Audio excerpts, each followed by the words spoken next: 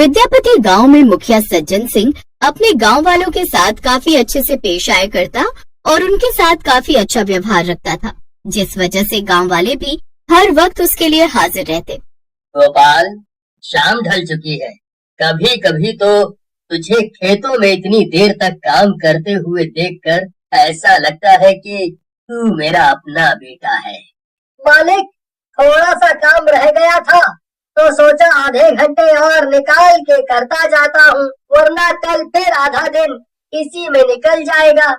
मालिक, आप भी तो हमें अपनों जैसा प्यार देते हैं, तो भला हम आपके काम में काम चोरी क्यों करें? बिल्कुल ठीक कह रही हो तुम दोनों को देखकर मुझे बहुत अपनापन लगता है।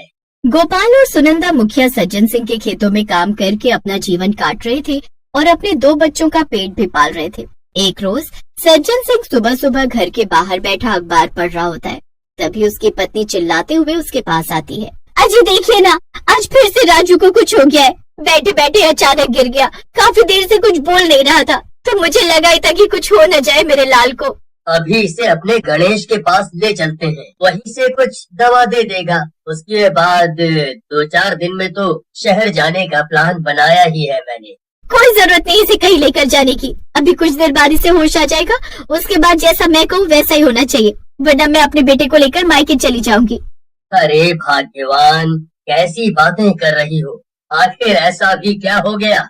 मैं तो राजू के भले के लिए ही कह रहा हूँ कि इसका इलाज शहर में होना चाहिए।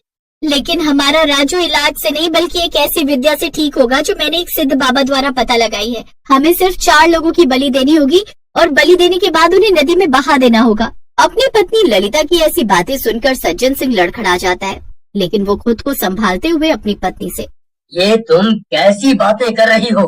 तुम लोगों को मारने की बातें कर रही हो और अपने बेटे को ठीक करने की बातें कर रही हो। अरे इससे तो हमें घोर पाप लगेगा और ये कभी ठीक नहीं होने वाला, बल्कि उल्टा ये और पाप का भागीदार हो जाएगा। नहीं नहीं, मैं ऐसा कभी नहीं कर सकता। तुम ऐसा सोच भी कैसे सकती हो? ठीक है, फिर तुम अपनी इस उम्र में दूसरी शादी करने के लिए तैयार रहो। मैं तो चली अपने बेटे को लेकर मायके। सज्जन सिंह लाचार मजबूर हो चुका था। वो अपनी पत्नी की बातों को सुनकर परेशान होकर उसे हाँ कह देता है, लेकिन उसे अब इस बात की चिंता होने लगी थी कि वो किन लोगों की बलि देगा, और अगर ऐसा करेगा तो क्या ये सही होगा? क्या उसका बीमार बेटा ठीक हो जाएगा? दरअसल राजू मानसिक रोगी था और मुखिया की पत्नी राजू का इलाज करवाने की बजाय अंधविश्वास जैसी चीजों पर विश्वास कर रही थी। अब अगली सुबह, राम राम मुखिया जी। गोपाल के राम राम कहने पर मुखिया कुछ भी नहीं बोलता। मुखिया जी, आपकी तबीयत तो ठीक है? मैं आपसे ही बात कर रहा हूँ। अरे हाँ हाँ, मैं बिल्कुल ठीक हूँ। लेकिन आपको देखकर ऐसा बिल्कुल भी नहीं लगता कि आप बिल्कुल ठीक हैं। नहीं, बस थोड़ी तबीयत खस्ता है, बाकी सब ठीक है। मुखिया की बातें सुनकर गोपाल और उसकी पत्नी खेतों की तरफ निकल पड़ते हैं। वहीं दूसरी तरफ सज्जन सिंह इस बात को लेकर चिंतित था कि आखिर वो किन 4 लोगों की बलि दे। अब सुबह से शाम हो चुकी थी।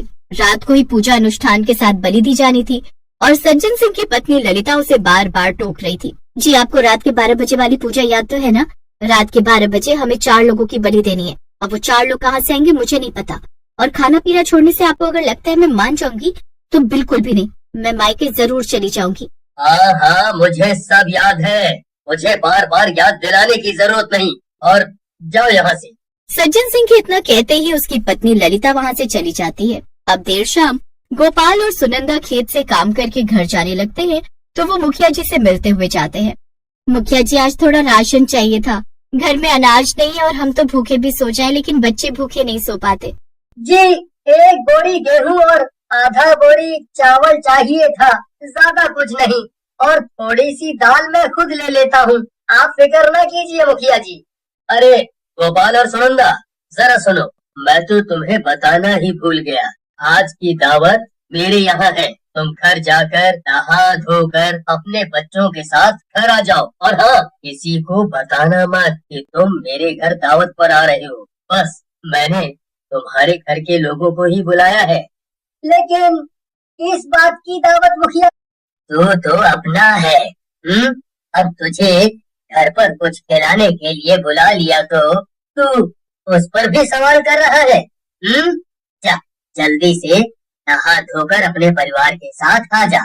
गोपाल और सुनंदा खुशी खुशी घर जाते हैं, नहाते धोते हैं और अपने बच्चों के साथ सज्जन सिंह के घर आ जाते हैं। सज्जन सिंह भी गोपाल के परिवार का खूब आदर सम्मान करता है और रात को वहीं रुकने के लिए कहता है। मुखिया की बातें सुनकर गोपाल अपनी पत्नी और बच्चों के साथ मुखिया के घर ही रुक जाता है। लेकिन इस रात मुखिया उन चारों की बलि चढ़ाकर विधि विधान के साथ नदी में बहा देता है और गांव में हल्ला करवा देता है कि वो मुखिया के पैसे लेकर भाग गया है। गांव वाले भी मुखिया पर विश्वास कर लेते हैं। अब करीब 6 महीने बाद, अरे गांव में ये कैसी अनहोनी हुई? तालाब के पास एक लाश मिली है। अरे काकी, आपको पता नहीं है क्या? पिछले कुछ समय से जंगल के बीचों बीच जो तालाब है, वहाँ रात के समय जो कोई गुजरता है वो भगवान को प्यारा हो जाता है। कई लोगों के मुंह से ये तक सुना है कि उस तालाब में भूतों का परिवार नहा रहा होता है, जिसे अगर कोई देख ले तो बस उसकी मौत निश्चित है। इस हादसे के बाद धीरे धीरे गांव के कई और लोगों की मौत होने लगती है। मुखिया समझ जाता है कि ये सब गोपाल और उसका परिवार कर रहा है, क्योंकि मुखिया का मानसिक रोगी बेटा तो ठीक नहीं हो पाया, लेकिन गांव में जिस तरह से मौत हो रही थी वो घबरा जाता है। ना जाने हमारा बेटा कब ठीक होगा। हमने गांव के एक परिवार की बलि तक दे दी, फिर भी हमारा बेटा ठीक नहीं हुआ, और वो ज्ञानी सिद्ध बाबा तो न जाने कहां से कहां गायब हो गए। अब अगर अपना मुंह खोला तो चप्पलों से मारूंगा। तुम्हारी बात मानकर मैंने एक बेकसूर परिवार को मौत के घाट उतार दिया, और वो परिवार अब अपना बदला लेने के लिए गांव के लोगों को मार रहा है। इसमें मेरी गलती है कि तुम जैसी औरत से मेरी शादी हुई। हे भगवान, क्या करूं मैं? ये औरत समझने को तैयार ही नहीं होती। अब हमें जल्दी से जल्दी ये गांव छोड़ना होगा, वरना जल्द ही हम लोग भी मरने वाले हैं। जान है तो जहान है जी, आप बिल्कुल ठीक कह रहे हैं। मैं भी पिछले काफी समय से तालाब में रह रहे भूत और चुड़ैल के बारे में सुन रही हूँ। भगवान गांव के लोगों को उन बुरी शक्तियों से बचाए। देर रात होते ही सज्जन सिंह अपनी पत्नी और बेटे के साथ गांव छोड़कर जाने के लिए शहर का रास्ता अपनाता है, लेकिन उसे क्या पता था कि आगे उसकी मौत उसका इंतजार कर रही है। सामने मुझे कुछ नजर आ रहा है, तुम्हें भी कुछ दिखा क्या? सज्जन सिंह और ललिता एक दूसरे को देखकर हैरान थे कि सामने भूतों का परिवार खड़ा था और वो उनके सामने आकर उनके बेटे का गला पकड़ लेता है। अब तो मौत निश्चित है। जिस तरह हमारे परिवार को तुम लोगों ने खत्म कर दिया, हमारी गलती क्या थी? ईमानदारी, नेकी और इज्जत जो हमने आपको दी, ये सब बताने का हमारे पास बिल्कुल समय नहीं है। इन सभी को मार दो। इतना सुनते ही भूत मुखिया के बेटे को मार डालता है और चुड़ैल ललिता की तरफ बढ़ती है। तभी भूत चुड़ैल का हाथ पकड़ लेता है। अरे नहीं नहीं, तुम क्या कर रही हो? इनका बेटा मर गया, अब ये दोनों तड़प तड़प कर खुद ही मर जाएंगे। इन्हें मारने की जरूरत नहीं है हमें। बिल्कुल सही कह रहे हैं आप। अब हमें मुक्ति मिल जाएगी। अब तुम अपने बेटे के जाने के गम को सहते रहो। सज्जन सिंह और ललिता अपनी आंखों के सामने अपने बेटे को मरता हुआ देखकर बेसुध हो जाते हैं। अगली सुबह वो दोनों गांव वालों को सब सच सच बता देते हैं।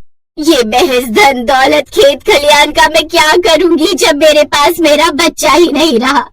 मेरी खुशी छीन चुकी है। मैंने कभी एक परिवार की खुशी छीनी थी और आज उसकी सजा मुझे मिल चुकी है। हे भगवान, ये क्या किया आपने मेरे साथ? मैं कभी भी इस सदमे से उभर नहीं पाऊंगी। ये सब क्या सुनने को मिल रहा है? जिस मुखिया जी पर हम इतना विश्वास करते थे, उन्होंने ही गोपाल के परिवार को मार डाला है। प्रभु, और आज उनके साथ ये क्या हो गया? हुआ तो वही है जो इन्होंने किया था।